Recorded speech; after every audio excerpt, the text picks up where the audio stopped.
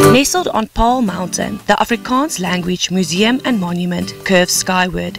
Its design draws from the language's diverse influences: Dutch, Malay, Portuguese, French, Khoi, and other languages, with each shape and curve representing a thread in the rich historical tapestry of Afrikaans, showcasing the language's shared journey through its past, its place in the present, and its possibilities for the future.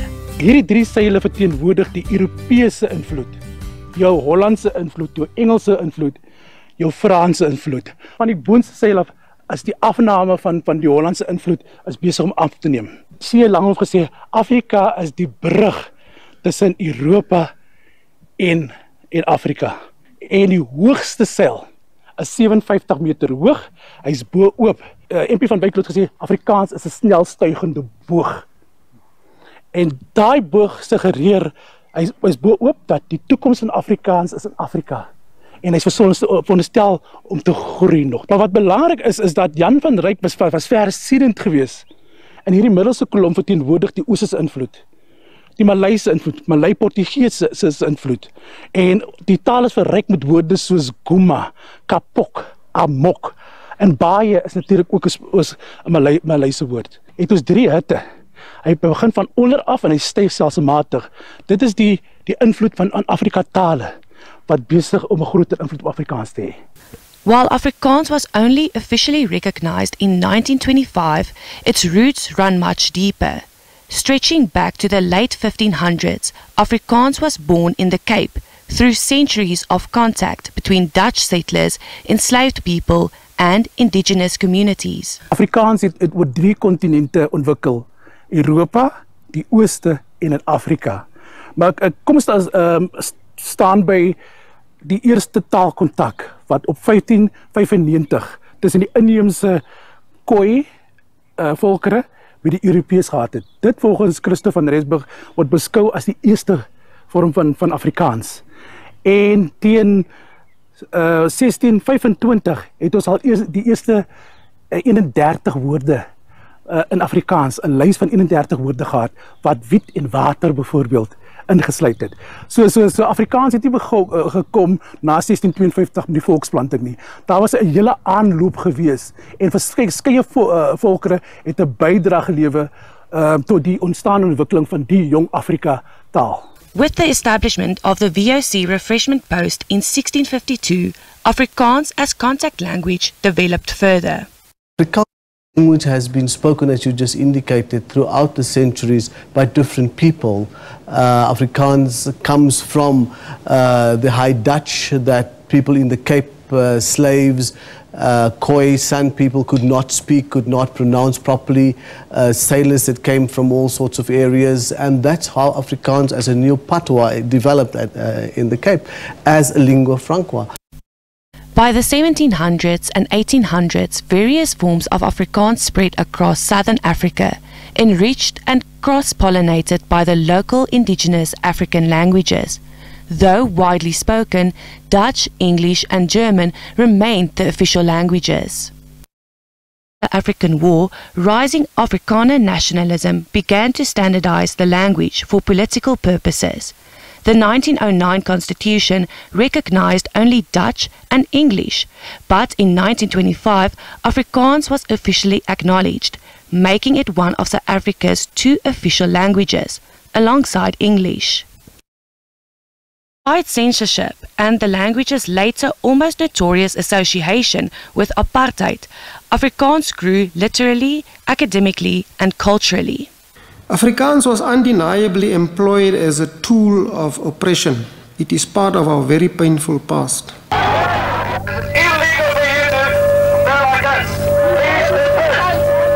However, the 1976 Soweto uprising marked a turning point, forcing a reckoning with its legacy and paving the way for a new chapter in the language evolution in South African history.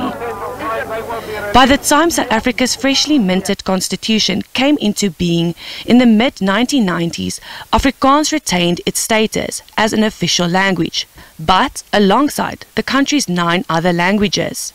Over the years, the Afrikaans language has seen both challenges and triumphs. Like many official languages, it struggles for space in academia, politics, and the economy.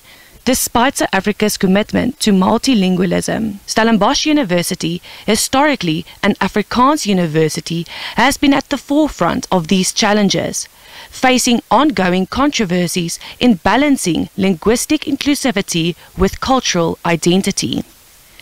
In 2015, Stellenbosch University made the controversial decision to drop Afrikaans as the primary language of instruction, responding to student protests advocating for greater inclusivity. This shift laid the foundation for the 2016 language policy, which prioritized English but still allowed Afrikaans and isiXhosa. The goal was to improve access for students from diverse backgrounds, especially those for whom Afrikaans posed a barrier. One language, which is a consensus of all parties. So if it's English, that's fine. But we also need to tap into the other debate of what about the other languages in South Africa that have not been developed into academic languages. Tensions resurfaced in 2021 when reports emerged of students being discouraged from speaking Afrikaans in residences.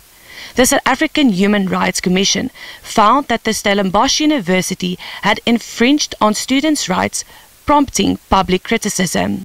We must understand that Afrikaans as a language in our country, a language that belongs here, must be read and understood in relation to other languages and other language communities. Afrikaans has also been criticized for sidelining its own diversity, especially dialects like Kaaps and Nama Afrikaans. As jy praat van koubro, dat beteken 'n paard en beteken kuier. Spoken mainly by the nation's colored communities. Perception that it is the language of whites and the language of the oppressor is an iniquitous portrayal of the language and its true roots. Today, Afrikaans is spoken predominantly by black people. And it is spoken by blacks in not only so-called colored townships, but also in many African townships in several regions in this country. Baie keer word die gestandardiseerde variëteit as 'n instrument gebruik om ander Afrikaanssprekers doelbewus uit te sluit en minderwaardig te laat voel. En dikwels word die ander variëteite as agterlik, komies beskou en selfs minderwaardig ook en so aan. Maar ons moet toelaat dat mense op 'n kleurryke manier omgang met die taal. Die gevaarlikste wanpersepsie wat bestaan is dat daar sekere mense is wat standaard Afrikaans praat en daar ander mense is wat variëteite praat. Dit is eenvoudig nie so nie. Daar is 'n gestandaardiseerde weergawe van Afrikaans wat ons almal gemeenskaplik as 'n geskrewe medium gebruik as ons formeel kommunikeer met mekaar, maar almal van ons is variëteitsprekers. Despite these challenges, there is an increasing effort to recognize and embrace all forms of Afrikaans. Herstandardisering 'n heel natuurlike proses is, moet ons dit by tye 'n hupstootjie gee, as ek dit so kan stel. En dit is waarom daar spesiale projekte is wat werk, byvoorbeeld aan Kaaps. Ons is besig met 'n projek in Kaaps, daar is projekte by EWK. En dan is daar gesprekke, byvoorbeeld wat gefasiliteer word deur die Afrikaanse Taalraad, oor hoe kan ons ook hierdie variëteite in die onderrigstelsel meer laat 'n inslag vind. Daar is natuurlik baie bewegings, veral onder Afrikaanse sprekers van die taal, waar daar nou 'n drietalige woordeboek in die proses van ontwikkeling en dit op sigself bou ook identiteit. Maar dit is ook 'n unieke manier hoe die grootste sprekende deel van die Afrikaans sprekende wêreld besig is om die taal te eien en eienaarskap te aanvaar. Stands as the third most spoken language in South Africa, a dynamic, living tongue with rich regional textures and diverse voices. 7 miljoen mense praat Afrikaans as hulle eerste taal. Bykomend daartoe is daar nog 11 miljoen mense wat Afrikaans as hulle tweede taal gebruik.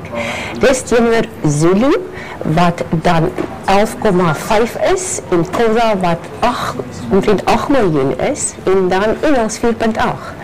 So soveel mense praat Afrikaans en Afrikaans word deur omtrent 24 miljoen mense wêreldwyd kan Afrikaans verstaan. As Afrikaans enters its second century as an official language, its future will be shaped not just by its past, but by those who continue to speak, sing, and shape it every day. From Kaaps and Nama Afrikaans to Standard Afrikaans, its many varieties reflect a tapestry of histories, communities, and cultural expression. Ek is kosie Sigilela Afrika Malapagamiza, jabon. Afrikaans, hy's my taal. Die taal ek is gebore met die taal. Once shaped in kitchens, streets, and classrooms, Afrikaans continues to evolve, echoing the lives of all who speak it. SABC News, Anke Esterhuizen.